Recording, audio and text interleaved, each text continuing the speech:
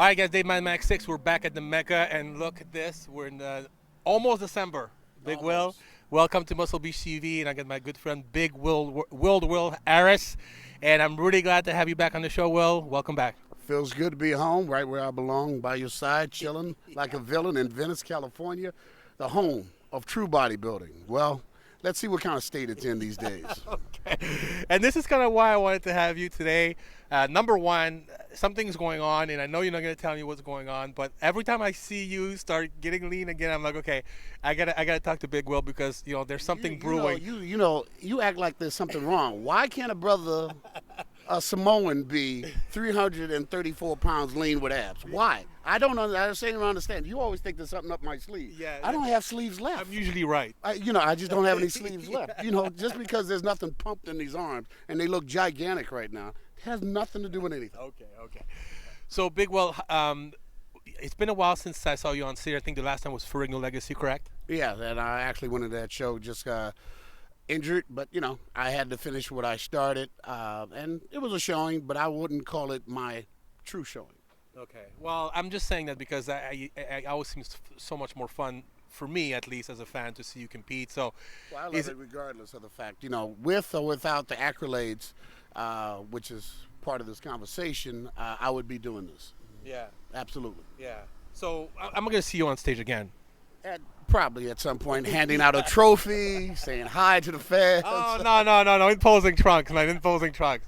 To be further announced. Okay. TBD. Yeah, TBD. There you go. All right, so the reason why we're here today, I always love talking to you, number one, because you're someone that I can always count on to speak his mind. You're uncensored. You say what you mean, and you mean what you say. That's for sure. And I was talking to Rico McClinton, recently, and he told me, Dave, I had the best conversation with Big Will about the state of bodybuilding, and he is so smart, and he makes such good points. You really got an interview with him, and it's kind of why we're doing this today. I always like doing an interview with you, but he kind of just, gave me that spark. So here we are. We're doing a new Muscle Beach TV interview with you, and why don't you talk to me a little bit about how you feel the state of bodybuilding is today, and what it's like, and also new things have happened. The men's classic physique is out now, so there's a lot going on right now. How do you feel things are going in bodybuilding today? Well, in some things, in retrospect, as far as the men's classic bodybuilding, I think it's a step in the right direction, where you can actually see and appreciate the body as a whole. I never appreciated men's physique. Don't respect it. Just how it is. No disrespect for those who compete in it. But I don't think you work fucking hard enough. I mean, plain and simple. Pardon the French. But I don't know where it became popular to have a prison physique where you have all upper half and no half and showing in shorts. You know what I mean? Yeah. We worked hard, all of us, including yourself, and I'm not going to say back in the day. We work hard as bodybuilders to accumulate and to put a whole package together. Why are we announcing these guys as Olympians or whatever with half bodies? I don't understand that. I don't know. I'll never comprehend that. It will never be respected in my eyes, and that's just the way it is. I mean, and that's my point of where bodybuilding. Are we trying to make money? Is that what it's just about, or is it the fact that we're trying to actually put bodies out there that are respected, and that's not a part that's respected to me. Well, what do you feel about the one that were competing as men's physique, such as Stanimal, who trains, who's a good friend with Kirk, your training partner, and he actually had good legs, and that was actually one of his strong points. And now he's actually in classic physique. I think it's great that new class is actually. Yeah, well, that's what I'm saying. When he stepped away from that, I told him hands down. I don't. I told him even what he was doing the other shit. I said, pull the fucking pants off. You got legs. Yeah. Compete as a bodybuilder. Yeah. Until they come up with something new, you have what it takes to be there. Right. Don't take a fucking shortcut. Once again, pardon the French on this. Yeah. But, you have all the tools. Why hide? And now that they have the classic physique, hey, no one's more happier than I am. That's great. As far as I'm concerned, the Europeans been doing that forever. When they came out with the physique, not just classic physique, when they have their physique shows, they actually had guys in short shorts. There wasn't the long board shorts because I remember that even traveling to Europe, I thought, well, this is what physique's supposed to be. Yeah.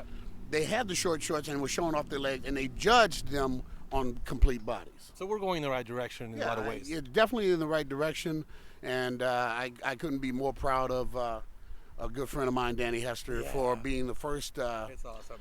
classic physique at 47. And, it's awesome being an older bodybuilder myself. Isn't that Question mark, question mark, question mark. Yeah. Isn't that great for us? Yeah, absolutely. Dexter, Dexter, even Kevin, he didn't make the greatest of showing, but to let the heart is still there. We would still do this shit regardless, where there's somebody taking a damn picture or selfies in a fucking in a bathroom, which another goddamn thing I can't stand these days. But it takes so long to use the bathroom here. It's not just that. I think the fact that you have more people on the fucking internet showing selfies that haven't done a goddamn thing, that expect I have this, many, that, and that. You haven't done shit. You haven't earned shit, and you won't be respected by those of us who have earned shit and have put stuff out there. So, take the selfies and all that shit you want. You can have as many followers as you want, but until you get your ass on stage, you ain't worth a flying fuck as far as I'm concerned. I think it's probably one of the downfall from social media today. It's like everybody's a star now. They think they're a star. No, self-made star. Exactly. Because until you put yourself out there where you're competing against other folks, it doesn't mean jack shit. Right. You can have AB 1, but unless you can compare yourself to 1, 2, and 3, you're just another person as far as I'm concerned. And back in the day when you were coming up, and all the guys were coming up, what would you say the average of years it would take to become a pro? 10 years at least. 10 to 15. Right. Easy. Yeah. Easy. And then you didn't pass pro after 1 or 2 years of training. That's never been seen. It's rare. Very rarely. Very, very rare. Actually, I could count the probably people that did that. You had Chandra, you had Lee, Little Lee, Priest. Priest, yes. And actually, I won the Australian many times. They would deny him the pro card. Deny his pro card, but but that's somebody who was young and still got it at 21. Yeah. So far and few in between. Yeah. So on average, look at Bob Ciccarello. How long did that take him? Yeah. Exactly. Over 20 years to get a damn card. Yeah. And Bob's a good friend of mine. He was so damn happy when he got it. Look at Jerome. He finally got his. That's right. And Decker, all those guys who still over the time have put the work in and got their pro cards and has earned it from day one. It means something. It truly does. And most of these guys right now, like I said, it's about body part building, partial of it. I think they pump too much shit in their bodies, mainly their shoulders and arms. This is one I got to start.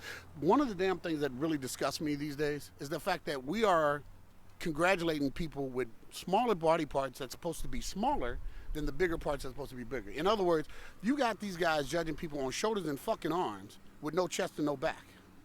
I don't know how your anatomy works, Dave, but my knowledge is that on the anatomy chart, the chest and back are bigger than the shoulders and arms. Well, yeah. Yeah, but you can't tell that. You can't tell that to most of these fucks out here. Yeah. Most of these guys are looking at themselves, I got great shoulders, and their chest is flat as a fucking pancake. Yeah. And back, it's wide but no detail. So I don't know where is that turning, why that turned, and why we're judging that now and actually awarding that. But that's part of the downfall to me. Yeah. Well, I think the judges judge what they see, and if that's the trend and everybody's doing that, then I've seen other people that actually come in with complete body parts, but because they're out of the norm. You see what I mean? Because they're the minority, they actually get judged down. Oh, I see. And that's another thing that doesn't make sense to me. Well, maybe you need to become a judge. If I became a judge, this shit would be all topsy-turvy. Fail. Get the fuck off my stage. Oh, yeah, no, they don't want. That's the last thing they want. But I think, but once again, when it comes to something like the classic physique, the classic bodybuilding, that's a step in the right direction because they're starting from ground zero. Right. And they're balanced. Right. So it hasn't had a chance to, and hopefully they won't let it get out of hand. Right. I don't think so, and I think the fact that they chose someone like Danny to represent, to basically set the bar, was a good call. Well, because he's trained for decades, the guy. We had the bar set before, okay? We had the bar set with Lee Haney, perfect balance. Right. Then we went Dorian, and that shot the shit out the roof. Yeah. Okay, where anything goes as long as you had veins. Most of the time, these guys was walking around square as a fucking box, looking like a refrigerator with veins. Yeah. Okay, we had it at one point where we was able to be on Dave. We was on television at one point, Yeah. nonstop, selling ourselves as bigger athletes. Yeah, Arnold Classic used to be on ESPN. Right. So you have to look at it. Where did we go wrong?